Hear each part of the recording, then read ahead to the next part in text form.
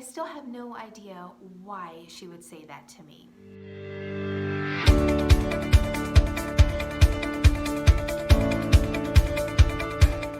Hi friends, and welcome back to my channel, or welcome to my channel if you're new here. My name is Asia, and today I wanted to talk to you today about postpartum depression.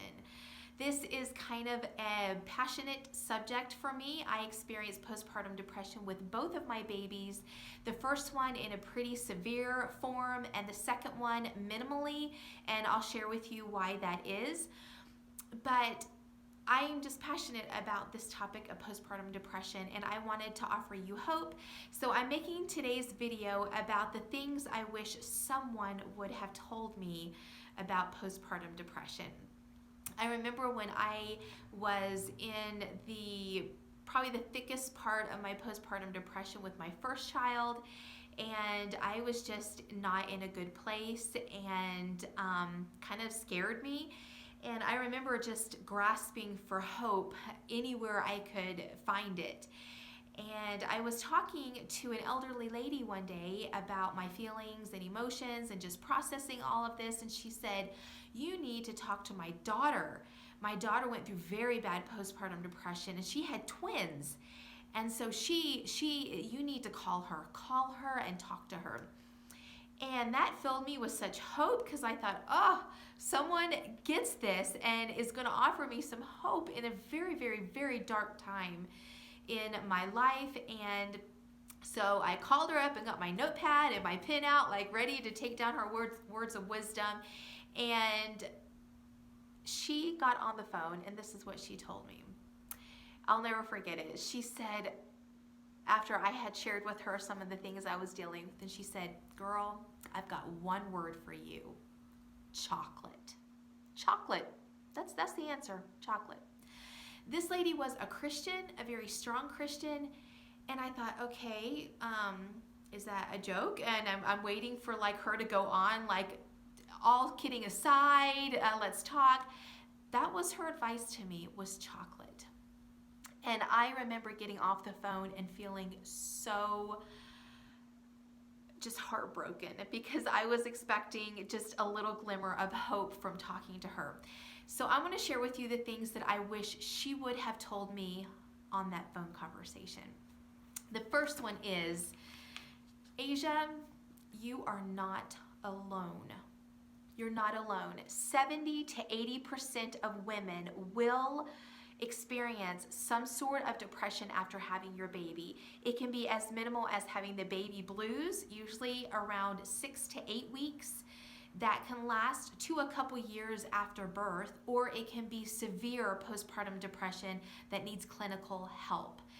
70 to 80%. So it's probably likely that you will be in that 70 to 80% gap of women that is going to experience this. You're not alone. Postpartum depression is no respecter of persons. You can be in the best spot. You can be mentally prepared to have this baby, physically prepared, have a wonderful support system around you, and you can still get postpartum depression in the worst form. It's no respecter of persons, and you're not alone. The second thing is that you might have postpartum depression and you don't know it. This was the case for me for my first child. I remember going to the doctor's office, and they had me fill out this questionnaire about, do you have postpartum depression? And I thought, boy, I'm dealing with so much right now, but I don't think I've got postpartum depression. That seems kind of huge to like label yourself. And I took this quiz, and I did like fall into several of the categories, but one said, do you want to harm yourself or your child? And I thought, no, I do not, have never had those feelings, so I definitely don't have it. When all along I had very bad postpartum depression, and I needed to seek clinical help way earlier than what I actually did. So the third thing is, Asia, sleep.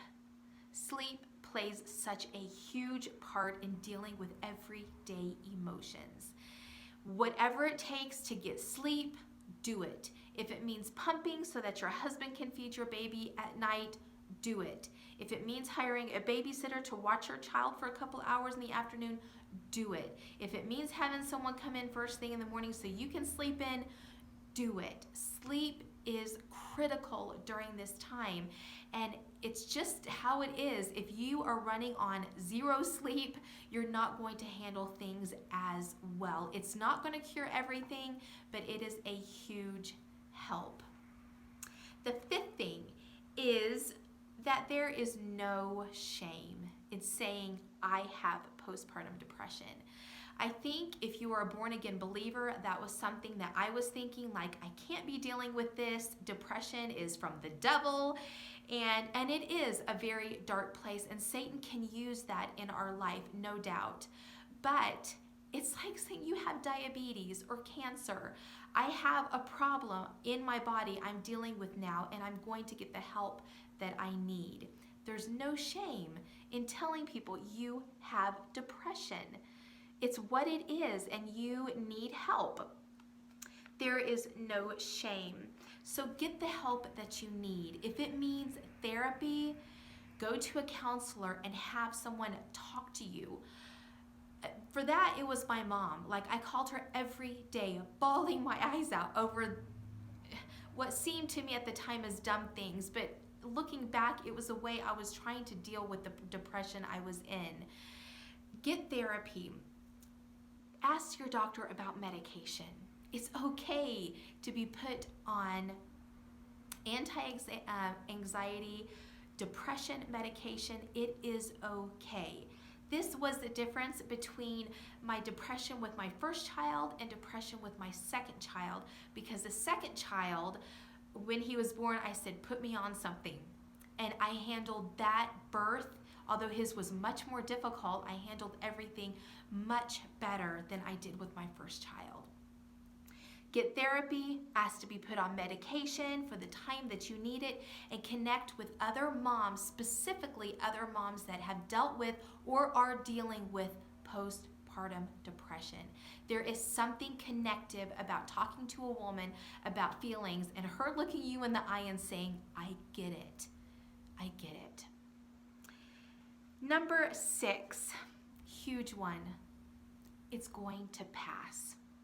I wish that girl would have told me, Asia, this is going to pass. This is not your life forever. Seasons come and seasons go, and this too shall pass.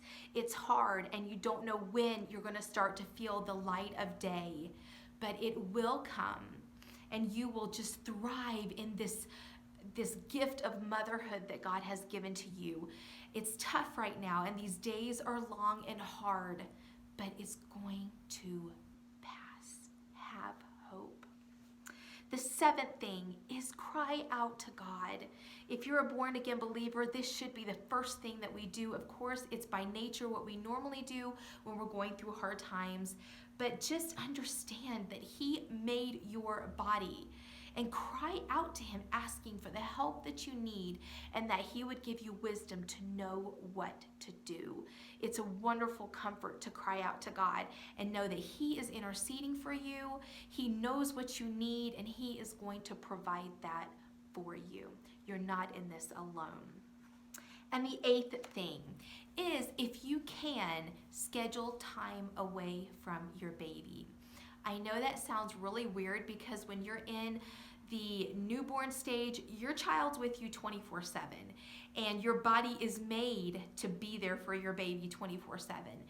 But I found that if I could just take a couple hours away from my baby, if one day in particular, I took the whole day, and I was still nursing at that point, and I came home very uncomfortable, like asking him, give me the baby. But for my mental and emotional well-being, just being with another girlfriend and feeling like I could just not think about baby for just a little bit, freed up my heart and mind to come back much more refreshed.